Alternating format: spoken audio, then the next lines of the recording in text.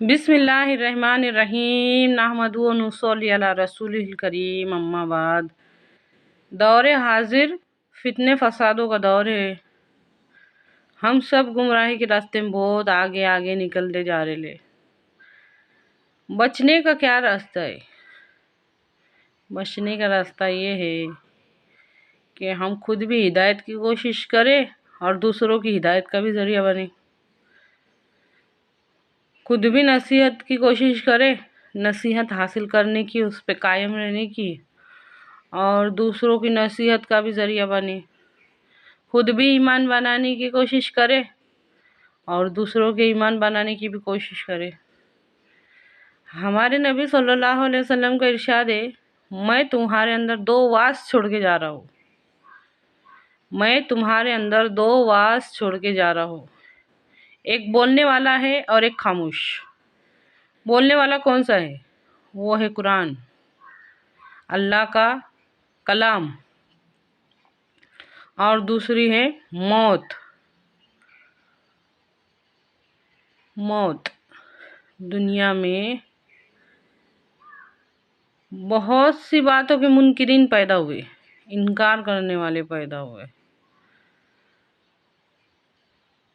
اللہ کا انکار کرنے والے پیدا ہوئے، رسول کا انکار کرنے والے پیدا ہوئے، ان کی کتابوں کا، حدیثوں کا انکار کرنے والے پیدا ہوئے، فرشتوں کا انکار کرنے والے پیدا ہوئے، لیکن آج تک کوئی ایسا نہیں پیدا ہوا جس نے موت کا انکار کیا۔ ایسی اٹل حقیقت ہے، ایسی اٹل حقیقت ہے جس سے کوئی انکار کر ہی نہیں سکتا۔ میں تمہارے اندر دو آواز چھوڑ کے جا رہا ہوں، ایک بولنے والا ہے اور ایک خاموش۔ قرآن کے بولنے کو، قرآن کے پیغام کو ہم تک پہنچنے کا ذریعہ بن کر دیے، کیونکہ قرآن کو سمجھنا بند کر دیے۔ اچھی طرح سے سمجھیے اس بات کو۔ ہمارے نبی صلی اللہ علیہ وسلم کا ارشاد ہے، قرب قیامت آخر زمانے میں ایسے منافق پیدا ہوں گے، ایسے منافق کاری ہوں گے، ایسے منافق کاری ہوں گے، جب جب وہ قرآن پڑھیں گے قرآن ان کے اوپر لعنت کرے گا۔ جب جب وہ قرآن پڑھیں گے قرآن خود ان کے اوپر لعنت پڑے گا، لعنت کرے گا۔ جب وہ پڑھیں گے جھوٹے پر اللہ کی لعنت ہو، خود جھوٹے ہونے کی وجہ سے اس لعنت میں گرفتار ہو جائیں گے۔ جب وہ پڑھیں گے ظالم پر اللہ کی لعنت ہو، خود ظالم ہونے کی وجہ سے اس لعنت میں گرفتار ہو جائیں گے۔ منافق کا مطلب کیا رہتا ہے؟ جس کے دل میں کچھ اور ہو اور جس کی زبان پہ کچھ اور، تو نہیں سمجھ کے پڑھیں گے، دل میں کچھ اور ہوگا، زبان پہ کچھ اور، نہیں سمجھ کے پڑھیں گے۔ جب جب وہ قرآن پڑھیں گے قرآن خود ان پہ لعنت کریں گے۔ اللہ ہم کو بچائے، آمین۔ اللہ کے واسطے باتوں پر غور کیجیے، غور کیجیے ہمارے نبی صلی اللہ علیہ وسلم کے اس فرمان پر، اور اپنے آپ کو دوسروں کی ہدایت کا ذریعہ بنانے کی کوشش میں لگ جائیے، خود بھی ہدایت حاصل کرنے کی اور دوسروں کو ہدایت کا ذریعہ بننے میں،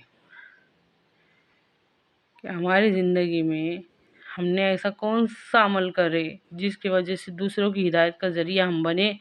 دوسروں کی نصیحت کہتے ہیں جوڑنے کو، کہ ہماری وجہ سے کوئی اللہ سے جڑنے والا بن جائے، ہماری وجہ سے ایمان کی باتیں سیکھنے والا بن جائے، ہماری وجہ سے اسلام کی حقیقت لوگوں تک پہنچ جائے، انشاءاللہ انشاءاللہ۔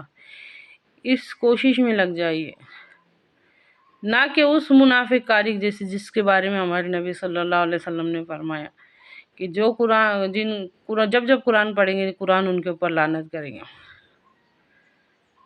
بات کو سمجھیے، بہت بڑی بڑی باتیں یہ، اللہ کرے کہ کوئی سمجھے۔ زندگی موت بھی ایسی مانگو کہ اللہ موت بھی اس حال میں دے، اس حال میں دے کہ ہماری موت بھی دوسروں کے واسطے ہدایت کا ذریعہ بنے، ہماری موت بھی دوسروں کے ایمان تازہ کرے، ہماری موت بھی اللہ سے جوڑنے والی بن جائے، کہ ہماری موت کی حالت کو دیکھ کے بھی لوگ اللہ سے جڑے۔ اے اللہ کہنے اور سننے سے زیادہ عمل کی توفیق دے، آمین ثم آمین۔